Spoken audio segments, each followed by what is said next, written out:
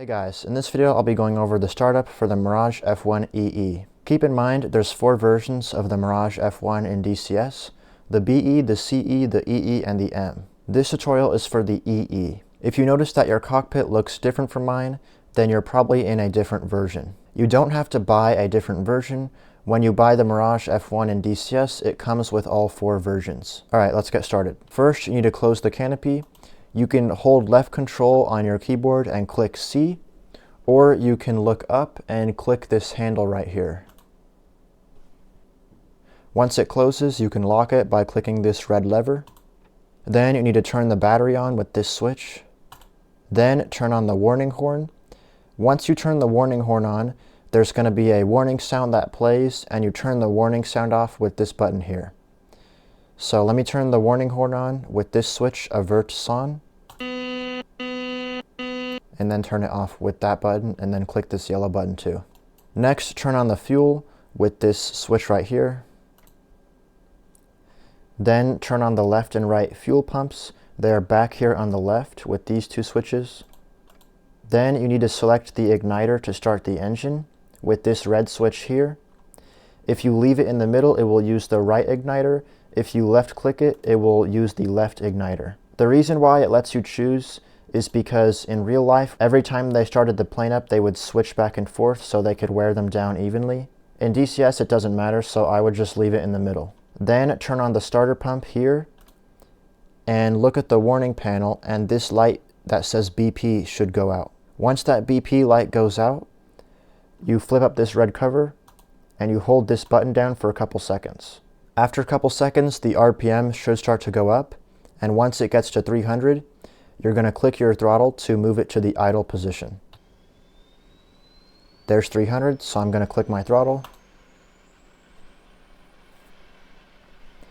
And from there, you just wait for the engine to start up. Once the RPM stabilizes, your engine is started up.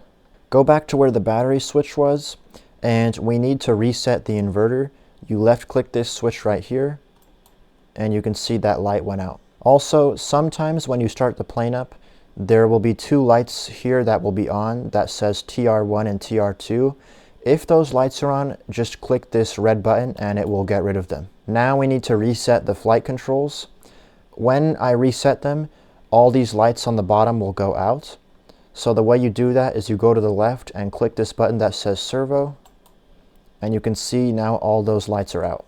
Now we need to power on the standby horizon right here. Go to this switch right here that says horizon sec and flip it up. And then you can use your mouse scroll to center these bars into the middle. If you just turned on the power for the horizon, that red flag will still be there. So you just wait about a minute and the red flag should go away. You can see the red flag is gone now. Now we need to align the navigation system. Come back here to the right and you should see this panel here. This switch on the right is for the backup gyroscope, and this switch on the left is for the main gyroscope. You turn on the backup one by flipping this switch up. And for the main one, you right click it to where it says GM, and that will align it. There's this warning light on the panel that says cap. Once that light that says cap goes out, that means it is aligned. It should take about a minute. It's been about a minute and the cap light has gone out, which means the gyroscope is aligned. Once that's done, you don't need to mess with this anymore. You can just leave the backup one on, and you can just leave this to GM and you're good to go.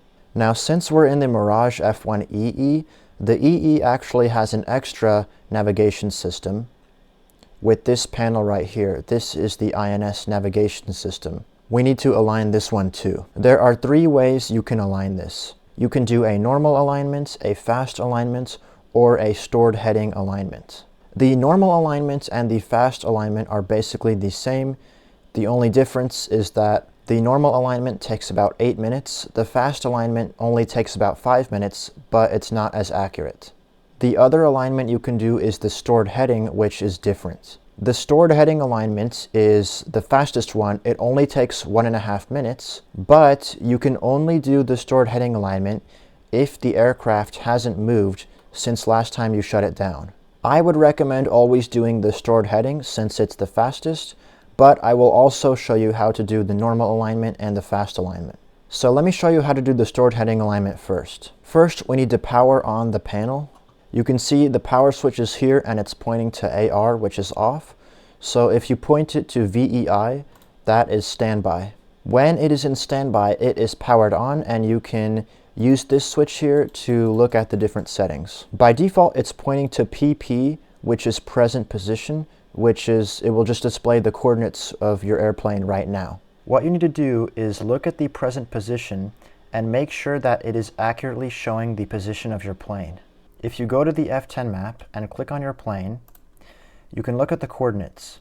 These coordinates are in the wrong format, so make sure you do left Alt and click Y on your keyboard to switch it to this one here, where it's two numbers, and then a decimal, and then 3 numbers. So you can see 415562, and you can see 41556, and for East it is 41514, and you can see 41514. So my current position is accurate and I can do a stored heading.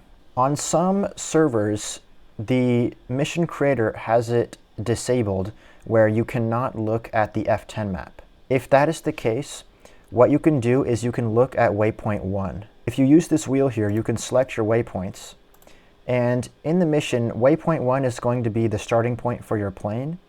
So you can set this knob to position, and it will show you the coordinates for waypoint 1. If the coordinates for waypoint 1 match the coordinates for your current position, in that case you know that your current position is accurate and you can do a stored heading alignment. What you do is you take the power switch and you make it point to ALCM, which is the stored heading. Then you start the alignment by clicking the asterisk right here. When you start it, you should see this align button flashing. You can point the switch to status, and that will show the status of your alignment. For example, at 155, that means it is 15% done. Once again, the stored heading alignment should take about 1.5 minutes to finish. As you can see, it stopped at 999, so 99.9%. And you can see this light here that says Pret turned on. So that means we're good to go. So you can flip this switch over to nav. Before I go over a normal alignment and a fast alignment, I want to show you how you can make sure the coordinates are always correct in the mission editor. You click on your plane and you click the blue button with the 3 lines. And you can see right here it says INS start position always correct. If you have it on yes, that means that our present position and the waypoint 1 position will always be the same, so you can always do a stored heading alignment. If you have it set to no, then you may not be able to do a stored heading alignment. You will have to do a normal alignment or a fast alignment. I'm going to set it to no so I can show you what it's like when the coordinates are different and you have to do a normal or fast alignment. So let's go over a normal or fast alignment. You put it to standby like normal. You can see our current position, and then I'll put this to POS to look at waypoint 1. And you can see they are different. Our current position is 41.53.2, but waypoint 1 is 41.55. We need to put in the correct coordinates to align the plane. Put this switch into POS and make sure this is set to waypoint 1. Waypoint 1 should have your correct coordinates for where you actually are, but just in case they're not, we need to double check. Go to the F10 map and put your mouse over your plane and hold left Alt on your keyboard and then left click. Then you can go back into your plane, and with this menu you need to look at this one here that says lat long decimal minutes, and you need to look at these coordinates and make sure they are the same as your coordinates for waypoint 1. As you can see, mine are the same. Just in case they're not the same, you can type them in. The way that you type them in is that first you put the north coordinates in, so you click the N for north, and then type them in here. You do 4155, and then after that you do one more digit. So I'm not going to do the whole 625, I'm just going to type a 6. Then you click insert, and then you do the east coordinate. So you click a E for east, and with the east sometimes you have to start with a 0. Then you type in 4151. And for the last digit, you can round up. So you can see the last digits here is .452. So I'm going to round 45 up to 5. Then you click Insert. Then you can click OK here to get rid of this panel. Now that the coordinates are correct for waypoint 1, you can put the power switch to align if you want to do a normal alignment. That takes about 8 minutes.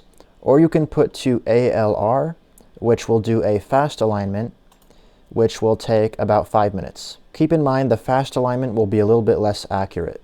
I'm just going to do a fast alignment, so I'm going to put this to ALR, and then I'm going to click the asterisk to start the alignment, and you can see now the align is blinking, and I can put this switch to status to watch it. And just like the stored heading, once this green pret light comes on, then it will be ready to go. If you did a normal alignment, I think you have to get to 100% for the green light to come on.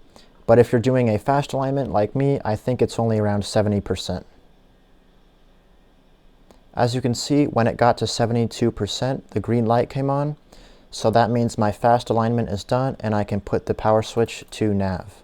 And I can put this switch back to present position so I can see my coordinates. You can see for my current north coordinates, it's showing 41.55.6. If I click on my plane, you can see 41.55.6, so that is correct now. That is how you align the INS navigation system. Next, turn on the electric pump in the plane. This powers the hydraulic system, so just flip this switch up right here. Then flip up this switch that says ANEMO, that will turn on the pitot tube heater, and this light should go out. Then we need to turn on the heads-up display. So you come right here and you right-click this switch to the middle, and you can see the HUD is on now. Right next to that switch, you flip up this. This switch is for the fuel dipper, which the way this works is basically whenever you fire a missile, it will decrease the engine RPM a little bit so exhaust from the missile doesn't get into the engines. Next, you turn on the air conditioner. You come all the way back here to the right and you flip this switch to where it says M. Next, we need to set the shock cones to automatic mode. On the left and right engines, you can see these cones here. These cones can move forwards and backwards, so we want to set them to be automatic. You come here to the middle, and inside this orange box, you just press this switch in. Next, we need to put the nose wheel steering to high sensitivity mode so it's easier to turn. You click this switch in right here. Then put the IFF into standby with this switch. And the last thing to do is to arm the ejection seat. Hover your mouse over right here and your cursor should turn into a green circle. And then you can scroll up on your mouse wheel and the red tag will go away, so that means the ejection seat is armed. If you want to disarm it, you put your mouse back in that same area and you scroll down on the mouse wheel, and that will disarm the ejection seat. That was the startup for the Mirage F1EE. Thanks for checking out this video, and I'll see you later.